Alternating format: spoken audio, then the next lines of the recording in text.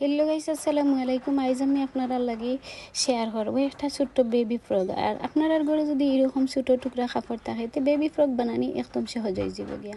তো আমি আপনারা দেখাইলাই অত সুন্দর করে বেবি ফ্রক তৈরি করা যায় এরকম টুকরা টুকরা কাপড় দিয়ে। আর আমি এখন যে বাচ্চার লাগি এই বেবি ফ্রকটা তৈরি করবো তার বয়স মাত্র 3 মাস। আর তার জন্য আমি নিয়ে নিছি উপরের অংশ এখানে 4 ভাঁজ কাপড় করিয়া 6 ইঞ্চি আর সেলাইয়ের জন্য 1 ইঞ্চি 1/2 ইঞ্চি।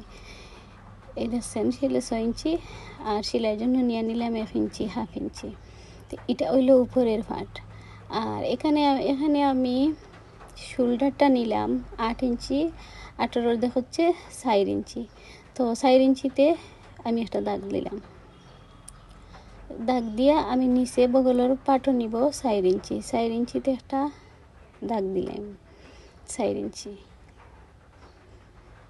এখন আমি ওগুন্তর শেপ দিয়ে দিলাম। ভালো করে আপনারা একটু দেখিয়ে নিবা যে কিভাবে আমি করছি, দেখবা সেম ওইরকম আপনারা হইব। আর যেহেতু এটা 3 মাসের বাচ্চা হইলে একটু হেলদি, এর জন্য একটু বড় করেই আমি বানাই। আর তো এখন শোল্ডার নিলাম শোল্ডারের মাপটা এদিকে আমি বডির মাপ নিলাম 6 ইঞ্চি আর সেলাই সহ 1 ইঞ্চি 7 ইঞ্চি।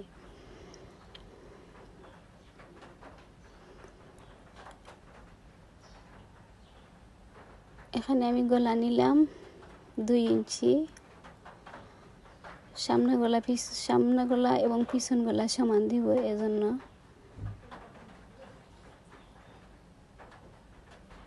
গলাটা আমি দিয়ে দিলাম 2.5 ইঞ্চি, কারণ সেলাই সহ প্রায় 3 ইঞ্চিতে চলে যাইব। তো এখনই করেও আমি একটা টান দিলাম, সুন্দর করে টান দিয়া শেপ দিলাম। দেখুন আপনারা ওলা দিয়ে দিলাইবা।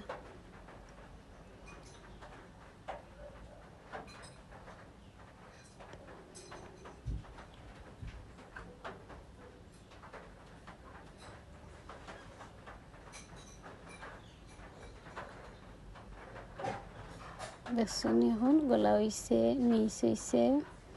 এখন আমার গলাটা একটু শেপ দিয়ে নেই ওলা গোল শেপ দিবা আপনারা। আর যদি চাইন আপনারা অন্য কোনো সুন্দর গলা দিতা ডিজাইন দিতা তাইলেও পারবা।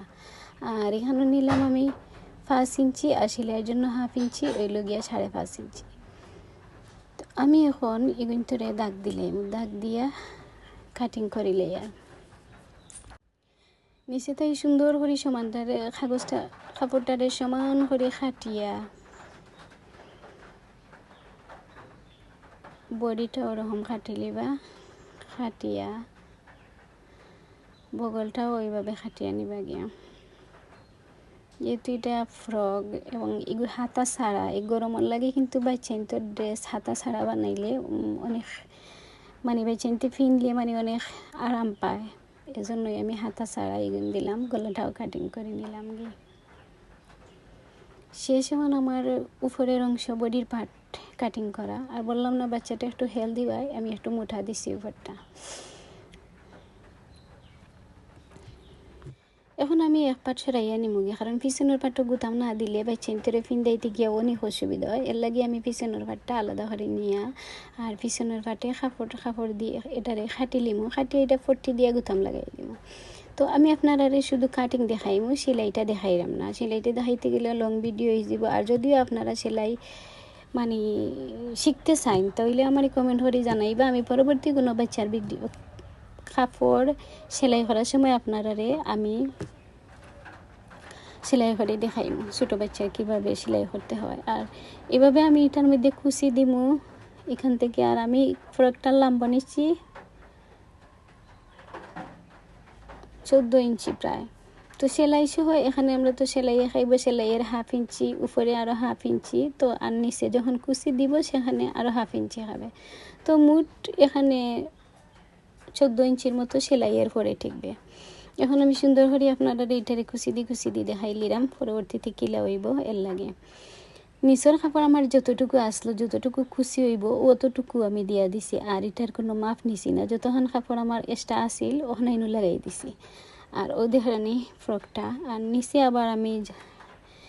আবার কুচি দিব। নিচে কুচি দিলে আবার বাচ্চাদের কাপড় দেখতে খুব সুন্দর লাগে। তো নিচে আমি কুচিটা দিয়ে সেই ওরকম কুচিটাও আপনারা দিতে পারবা, আরও বেশি করিও দিতে পারবা, আর কাপড় কম হইলে হালকা করিয়ে দিতে পারবা। যেহেতু আমি এটা হাত দিয়ে কুচিটা বয় দেখাই আর তেমনটা সুন্দর লাগে না, সেলাইয়ের পরে কিন্তু এটা অনেক সুন্দর লাগবে। সেলাইয়ের পরের ভিডিওটা